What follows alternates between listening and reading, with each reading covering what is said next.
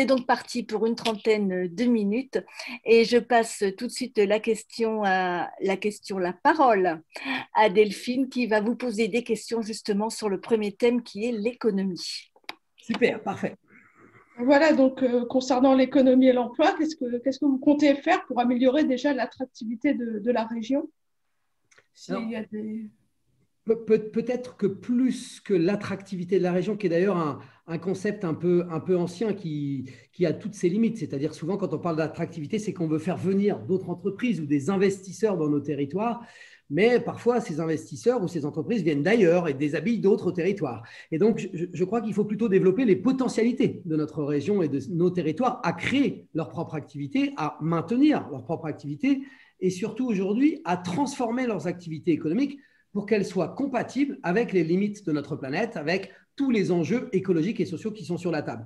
Donc, il s'agit tout à la fois d'une économie dont la valeur ajoutée doit nourrir nos territoires. Regardez, en matière d'agriculture, presque 90% de ce que nous produisons est exporté dans des longues chaînes d'export et la valeur ajoutée disparaît de nos territoires. Il nous faut relocaliser cette économie, il nous faut une économie portée par la transition écologique avec des activités adaptées à notre avenir, adapté à la réalité de nos territoires. Il nous faut une économie circulaire, c'est-à-dire une économie qui se soucie de la matière première qu'elle extrait, des modes de production, de la gestion des déchets, et puis évidemment, plus globalement, de la qualité des biens que nous produisons, des usages que nous avons dans nos territoires. Voilà le modèle de l'économie que je propose pour cette région. Et j'ajouterai peut-être un dernier point, c'est que je crois beaucoup à la multiplicité des petits projets et pas nécessairement seulement des grands projets.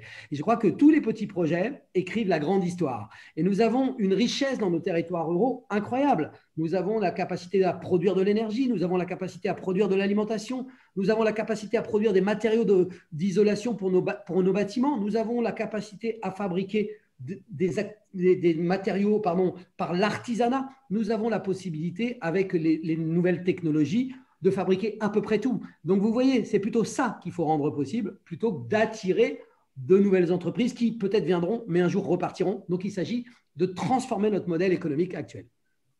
D'accord, donc transformer le modèle économique actuel. Et par rapport justement à l'actualité, où en ce moment, avec le plan de relance et la crise sanitaire, il y a beaucoup d'aides qui sont distribuées aux entreprises.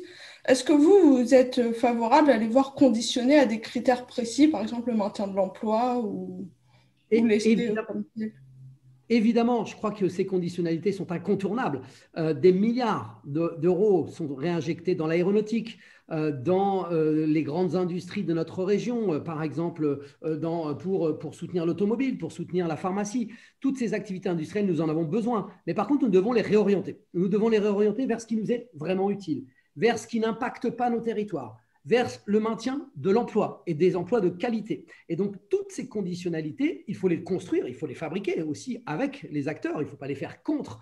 Mais par contre, elles sont indispensables pour rendre efficace l'argent public. Parce que c'est ça notre responsabilité d'élus, c'est de rendre efficace l'usage du moindre euro d'argent public.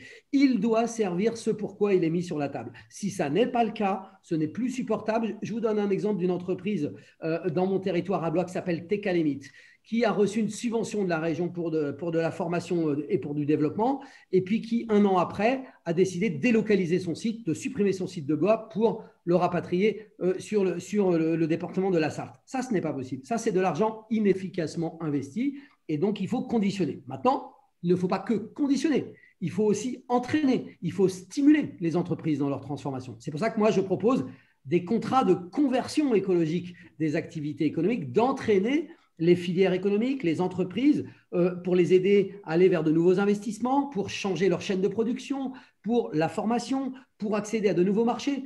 On peut aussi les aider par la commande publique. Si on reprend l'exemple de l'agriculture, si toute la restauration collective se met à commander de l'alimentation bio et locale, évidemment qu'on va tirer la transition et qu'on va aider les entreprises à avoir un modèle économique et à changer de cap. Mais on n'a pas le choix. Les 10 ans à venir sont déterminants pour changer notre modèle économique.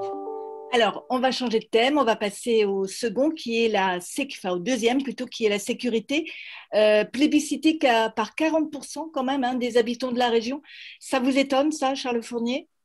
Non, parce que tout dépend comment on pose la question, de quelle sécurité parle-t-on. Évidemment que le sentiment d'insécurité et l'insécurité, parce qu'elle est palpable sur de nombreux sujets, est visible aujourd'hui. L'insécurité quand je vais manger, je ne sais pas ce que je mange, les risques pour ma santé, l'insécurité de l'emploi, l'insécurité pour mes enfants, pour l'avenir de mes enfants, l'insécurité devant le climat et les enjeux écologiques, et puis aussi l'insécurité dans l'ambiance générale, une société qui se tend, des affrontements, des violences qui s'expriment, plein de violences différentes. Il ne faudrait pas en isoler certaines.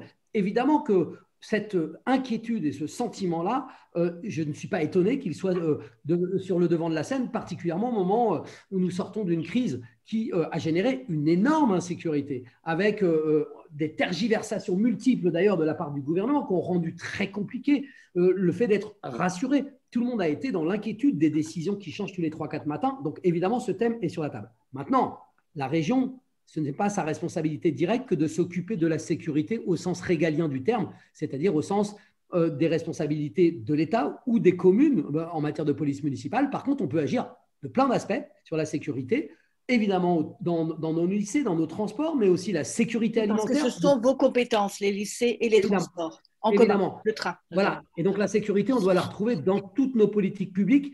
Mais je crois qu'il faut absolument, et c'est notre responsabilité, c'est la responsabilité particulière de la gauche et des écologistes, c'est de ramener ce thème à sa vérité profonde et ne surtout pas vouloir surfer sur les peurs. Parce que c'est ça qui m'inquiète dans cette élection. On sent la surenchère, la course autour de cette thématique, surfant sur les inquiétudes des gens. Moi, je crois que pour redonner de l'espoir, il faut dessiner le monde d'après. Il faut mettre en place un récit qui va nous dire, bah oui, demain, on sera plus en relation les uns des autres. Peut-être qu'on mangera différemment, peut-être qu'on se déplacera différemment, mais on sera plus heureux. Il y a du bonheur qui peut être au bout du chemin. Ça, c'est rassurant de se dire que c'est possible. C'est rassurant de se dire que ces enfants pourront vivre sur une planète vivable. C'est rassurant de se dire que nos enfants pourront continuer à faire des études, accéder à des emplois, etc. etc. Ça, c'est notre responsabilité que de sécuriser l'avenir. Et c'est ça, être un élu responsable et un élu en charge d'une collectivité comme la région.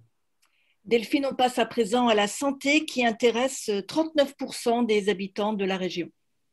C'est ça, donc par rapport à ce thème et vu du désert médical généralisé que représente quand même la région Centre-Val de Loire, comptez-vous déployer des moyens supplémentaires Oui. Alors, peut-être en matière de santé, comme sur tous les sujets d'ailleurs, important de parler de l'accès aux soins, mais important aussi de parler de la manière de ne pas être malade. Comment éviter d'être malade ? Et c'est le parent pauvre aujourd'hui des politiques de santé dans notre pays et à notre échelle régionale, on ne va pas du tout assez loin.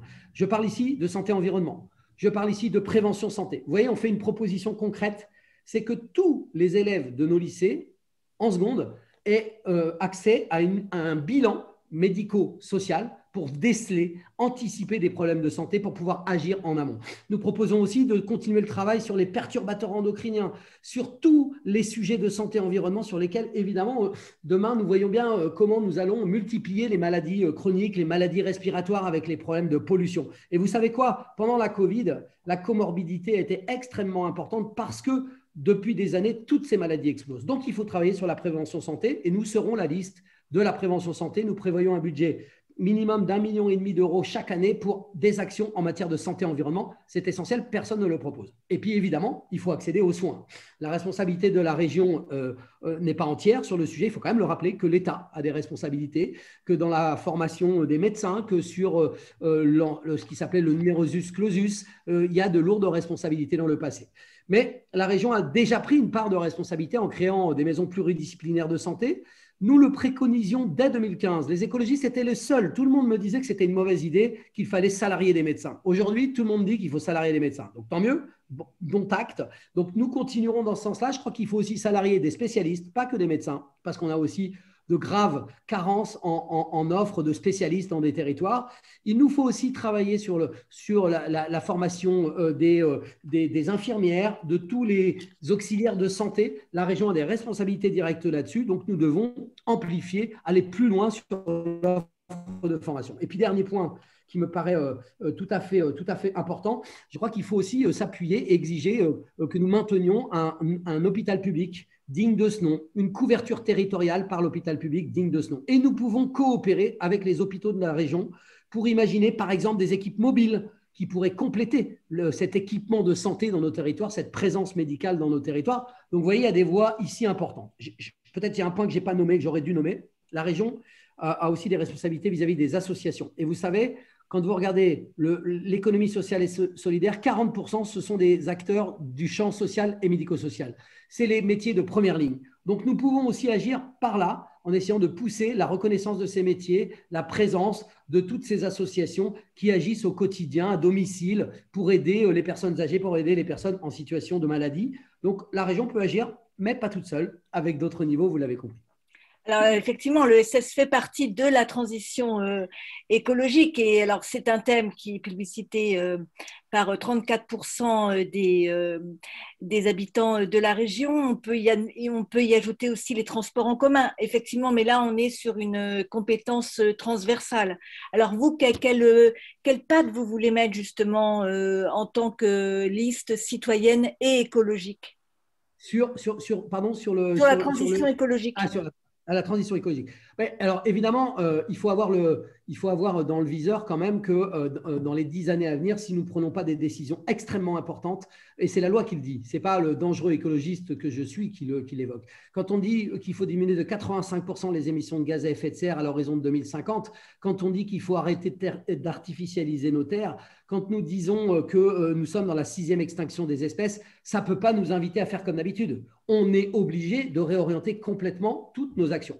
Moi, par exemple, je propose de mobiliser on a mis 2 milliards d'euros sur l'ensemble du mandat pour accompagner la transition écologique. Pourquoi on a mis 2 milliards? C'est que ça correspond à 7 années, puisque le mandat durera un peu plus longtemps, d'investissement 100% en faveur de la transition écologique. On ne peut plus dire qu'on va faire des investissements qui iraient contre la transition écologique. Il faut que nous ayons un cap extrêmement clair qui est tout ce que nous faisons maintenant doit réduire les émissions de gaz à effet de serre, doit réduire notre empreinte écologique sur nos territoires. Ça, alors comment concrètement?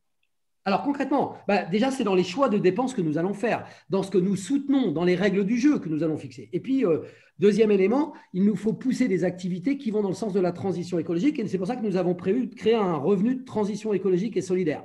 C'est-à-dire de créer une entreprise régionale à but d'emploi pour salarier des entrepreneurs qui vont mener des actions utiles pour notre avenir, utiles pour notre environnement et pour l'écologie. Ça peut être des gens qui vont accompagner de l'économie circulaire dans les territoires. Par exemple, mettre en relation des entreprises pour que les déchets de l'une deviennent de la matière première pour une autre. Ça peut être des activités qui vont accompagner de nouvelles mobilités dans nos territoires. Ça peut être des activités qui vont permettre de préserver la biodiversité. Il y a beaucoup d'emplois qui sont possibles autour de tout ça. Nous, on a dit 20 000 emplois écologiques et solidaires dans le mandat. Et ce revenu sera une des voies pour le réussir. L'ESS en est une deuxième voie. L'ESS, c'est un vrai… L'économie sociale et solidaire. Voilà, pardon, économie sociale et solidaire, c'est un véritable foyer d'acteurs qui portent déjà la transition écologique. Vous savez, ce qui est extraordinaire, c'est quand, comme moi, on fait la tournée des territoires et je suis reparti en tournée citoyenne, je vois le monde d'après qui est en train de se dessiner. Le truc, c'est qu'on ne met pas l'efficacité toujours au bon endroit. Il faut soutenir majoritairement ces activités et arrêter de soutenir des activités qui vont dans le sens contraire. Donc, voilà des caps assez clairs et exigeants. On poursuivra évidemment la COP régionale qui est un accélérateur de la transition de notre région. Ça va de soi, on l'a initié, elle n'est pas terminée, il faut aller beaucoup plus loin et plus fort. Allez, on passe à la culture. Alors, ça intéresse seulement 9% des habitants de la région centre. Pourtant, on a vu que cette culture dont on a été privé pendant de longs mois, elle a interpellé les habitants. Delphine? Oui, même si ce n'est pas une compétence régionale comme on peut l'entendre par rapport à la gestion des lycées ou des transports en commun, envisagez-vous de poursuivre, voire de développer la politique de la région en la matière? Alors, il faut dire que c'est une compétence partagée. Ce n'est pas une compétence en propre de la région, mais nous la partageons avec d'autres niveaux de collectivité. C'est intéressant parce que ça veut dire qu'il faut coopérer avec les autres niveaux de collectivité pour avoir une offre culturelle tout à fait à la hauteur de ce que peut porter une région comme la nôtre. Il faut le dire, la culture fait partie du patrimoine exceptionnel de notre région. Donc, elle est un moteur pour la qualité de nos vies, pour nos relations. Nous l'avons vu pendant la crise, mais elle est ainsi un moteur pour le développement de notre territoire. Elle est un moteur économique pour notre région. Donc, s'investir pour la culture, c'est à la fois s'investir pour le lien social, la qualité de nos relations, mais c'est aussi s'investir pour du développement d'activités dans notre région. Elle a été mise à mal. Là, on parle d'au moins 30%, voire plus d'intermittents qui ne retrouveront pas leur statut demain. On parle de structures qui vont fermer boutique. C'est une catastrophe et nous ne pouvons pas accepter ça. Donc, nous devons, dès le début du mandat, engager un grand plan de relance pour les activités culturelles. Donc, nous avons prévu ce plan de relance. Nous le construirons avec les acteurs culturels. Nous avons aussi prévu d'augmenter structurellement le budget de la culture pour pouvoir soutenir de nouvelles formes de culture. Je vais vous donner des exemples concrets. Vous connaissez sans doute les AMAP dans le domaine de l'alimentation, ce qu'on appelle les associations pour le maintien d'une agriculture paysanne. Eh bien, on peut faire la même chose dans la culture. On a entendu parler des paniers culturels. Mais moi, je voudrais qu'on développe partout de la solidarité entre les consommateurs et les producteurs de culture. Il faut faire vivre les droits culturels partout dans nos territoires, c'est essentiel. Et donc, nous allons soutenir ce type de projet. Nous pouvons soutenir aussi des pactes, des projets d'animation culturelle des territoires itinérants pour être présents, y compris dans les zones blanches, dans des territoires qui aujourd'hui n'ont pas cette présence culturelle extrêmement importante. Nous devons soutenir les lieux intermédiaires de culture. Dans nos territoires ruraux, nous avons des théâtres ruraux, nous avons des espaces de culture. Il faut les aider, il faut soutenir l'investissement pour la qualité de ces établissements, mais aussi l'accueil d'offres culturelles dans ces établissements qui maillent notre territoire. Donc, il faut aller beaucoup plus loin que ce que nous avons fait là, en fin de mandat, sur le sujet, pour donner une présence culturelle partout, pour partager cette vision de la culture et pour que consommateurs et producteurs se dégagent un peu d'un rapport qui pourrait être consumériste à la culture, alors que la culture est le socle de notre vivre ensemble. Ce qui fait société, c'est la culture. Et puis enfin, je dirais un mot sur la culture au service de la transition écologique. Je viens de lancer un appel à projet côté région pour soutenir de la création artistique au service de la transition écologique. Vous savez, quand on parle de créer un Parlement de Loire, c'est-à-dire la représentation de la Loire par des citoyens, c'est les acteurs culturels qui ont porté ça. Quand on parle d'un opéra de la transition, il y a là moyen d'enchanter cette transition, de la rendre palpable, de construire le récit du monde d'après pour donner envie d'aller vers ce monde, pour que chacun s'engage dans des changements. Voilà quelque chose qui me paraît tout à fait intéressant et les acteurs de la culture ont beaucoup apporté sur ce sujet. Et comment on soutient nos jeunes qui, eux, effectivement, avoir 20 ans en 2020 ou en 2021, ce n'est pas forcément très réjouissant. Comment la région, elle soutient ces jeunes aujourd'hui? Alors, je crois qu'il faut avoir un regard au-delà de nos compétences. Parce que par souvent, ce qu'on a fait, c'est qu'on a mis des mesures jeunes dans nos différentes compétences. Et moi, je crois qu'il faut réussir à construire un dialogue structuré et permanent avec les jeunesses. Pas seulement en période de crise. On l'a vu, là, par exemple, dans la crise que nous avons traversée, qu'un des enjeux majeurs, c'était l'accès aux droits. C'est-à-dire qu'il existait des droits, mais que la plupart des jeunes n'y avaient pas accès ou ne savaient pas comment y avoir accès. Et donc, vous voyez, pour ça, il faut construire un réseau d'acteurs de la jeunesse au plus près des territoires pour pouvoir être à l'écoute, accompagner les différentes jeunesses parce qu'elles n'ont pas toutes la même situation, elles ne vivent pas toutes le monde de la même manière. Mais il faut aussi les accompagner sur des choses extrêmement centrales dans leur vie, à commencer par l'alimentation. Quand vous savez que 13% des étudiants ne mangent pas à leur faim ou mangent mal, il faut pouvoir leur donner accès à une alimentation de qualité. Nous, on propose par exemple une sécurité alimentaire en commençant par les jeunes. Il faut pouvoir les aider dans leur mobilité, évidemment. Et donc là-dessus, il y a plein de solutions qui sont à envisager. J'entends que certains proposent la gratuité des transports. Voilà, moi en tout cas, il faut l'accessibilité et la facilité de l'accès au transport. Je ne sais pas si c'est la gratuité qui règle tout, mais en tout cas, il faut que ça soit facile. Il ne faut pas que ça soit une galère. Il faut qu'on puisse avoir envie de se déplacer dans notre région pour accéder aussi à ce qu'offre notre région. Donc là-dessus, il y a beaucoup à faire. Et puis, il faut aider, je crois, les jeunes dans leurs engagements. Moi, je pense que l'engagement est une vraie façon de se construire, d'être reconnu dans la société, de trouver sa place. La vie associative en est un exemple. Les engagements pour le climat. Moi, j'ai créé des services civiques en faveur du climat, des volontaires pour le climat. Ça, c'est une vraie manière de participer tout à la fois à donner de la place aux jeunes, mais en même temps, à régler aussi des sujets qui sont devant nous et pour lesquels on aura besoin de faire avec les jeunes. Alors, toutes ces politiques à un coup, et ça nous mène à notre dernier thème, le budget et les impôts locaux, Delphine. Oui, la région, elle s'est fortement endettée avec la crise et avec le quoi qu'il en coûte. Quelle sera votre politique sur la matière? Est-ce qu'il faut mettre un terme à ce quoi qu'il en coûte? Est-ce qu'il faut réduire les dépenses, voire Alors, augmenter les impôts ou créer de nouvelles recettes, par exemple l'écotaxe sur les poids lourds? Enfin, Alors, la manière dont l'écotaxe s'est avancée pour répondre sur ce dernier point est un peu ubuesque, c'est-à-dire qu'on renvoie aux régions la responsabilité de le faire, mais en disant on ne va pas le faire partout. Donc, ça veut dire qu'en gros, les camions, peut-être qu'ils contourneront la région où l'écotaxe sera prévue pour passer par celle où elle ne sera pas prévue. Donc, ça n'a aucun sens. Et voilà, moi, je suis favorable à ce que, évidemment, on continue sur le principe pollueur-payeur. Après, il faut qu'il soit juste, ce principe.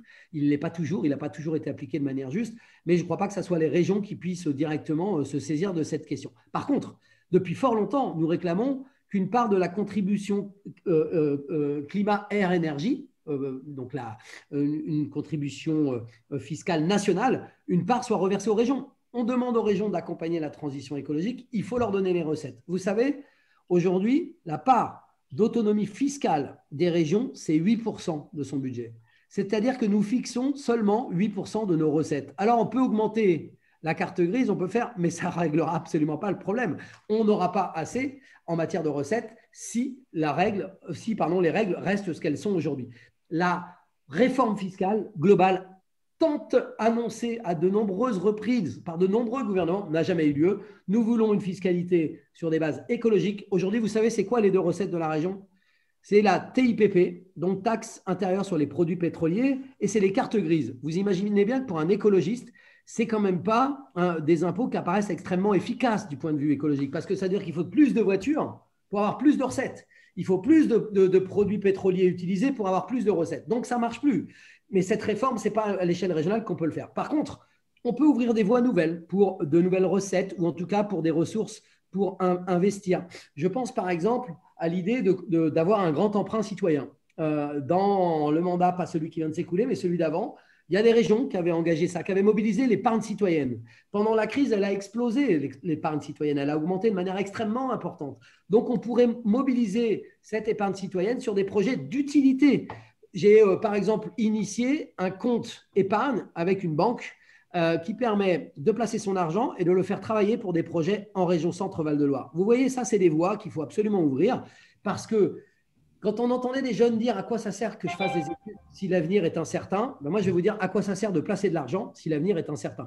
Il faut le mobiliser là où il peut être utile. Voilà. Après, il faudra contenir les dépenses. Mais nous ne sommes pas sortis d'affaires. Nous devons anticiper l'avenir. Donc oui, il faut accepter que notre génération paye sans doute un peu plus, mais pour le bienfait des générations futures. Alors voilà, on passe aux questions maintenant un peu plus personnelles. Donc, vous le savez, le risque de ces élections régionales, c'est l'abstention qui risque d'être très forte. Vous avez tenu à présenter une liste en face de celle de François Bonneau en annonçant tout de suite que vous allez fusionner, que vous alliez fusionner au second tour. Est-ce que ça risque pas de décourager les électeurs finalement? Et pourquoi Non. vous avez choisi quand même d'y aller tout seul? Alors, honnêtement, c'est pas moi qui ai choisi, parce que souvent, c'est à moi qu'on pose la question, c'est pas moi qui ai choisi d'y aller tout seul. Vous pouvez autant poser la question à François Bonneau. Il dit publiquement qu'il nous a tendu la main. Honnêtement, il n'y a jamais eu vraiment d'échange. Mais en soi, c'est pas grave. Ce que je veux vous dire, c'est que dans une élection à la proportionnelle, dans une élection, on a tellement critiqué le bipartisme dans notre pays qu'on ne peut pas aujourd'hui tout faire pour recréer systématiquement le bipartisme.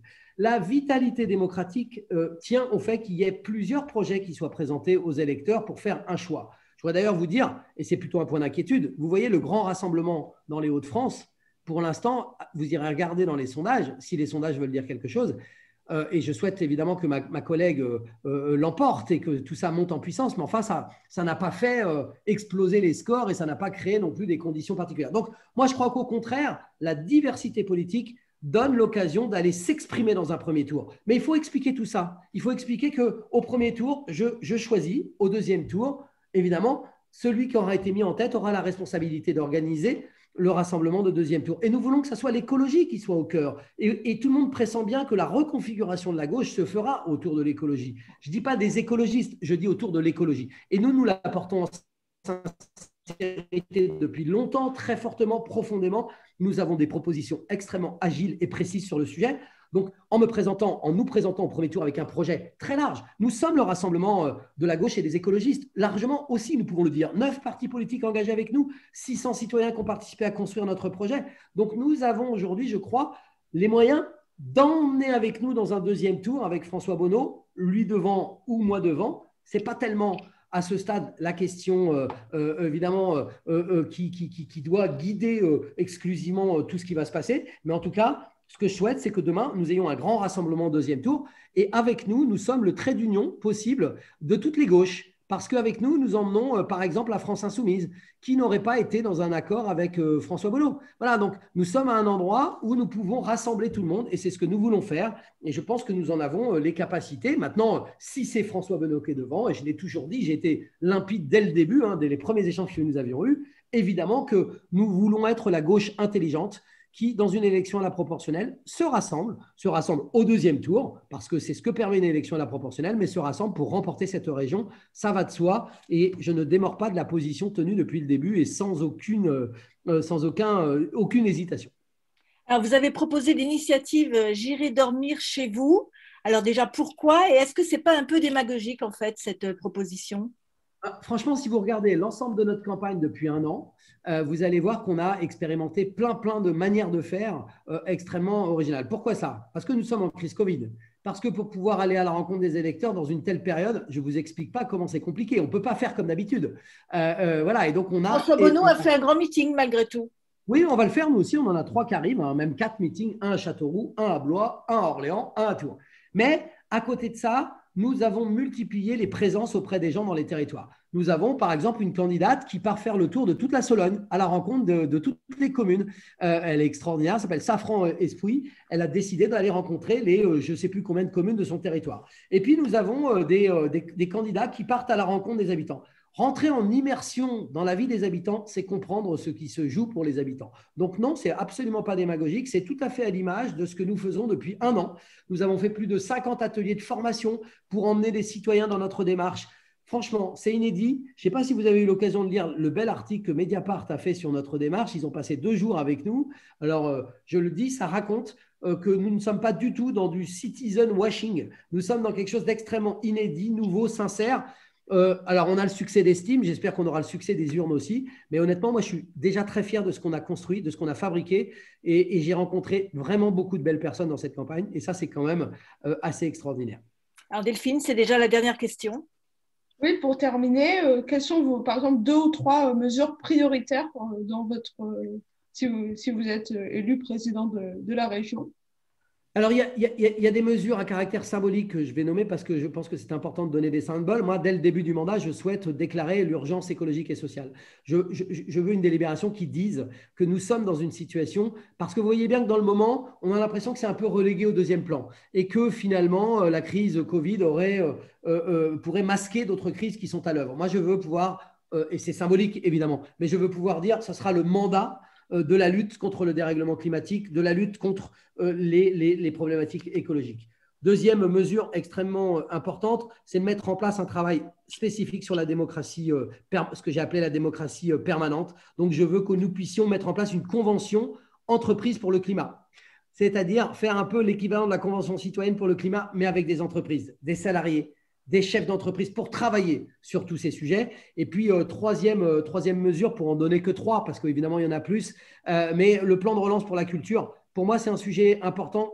Je vous ai parlé de l'économie de tout. Évidemment, je n'y hiérarchise pas, mais je crois que redonner de la vitalité, redonner de l'espoir, redonner de la perspective, ça passera par la culture. Et donc, il faut donner tous les moyens possibles pour soutenir la culture. Eh bien, merci beaucoup Charles Fournier d'avoir répondu aux questions de Maxente au nom donc de votre liste citoyenne et écologiste Un Nouveau Souffle. Merci Delphine et merci enfin à toutes et à tous de nous avoir suivis.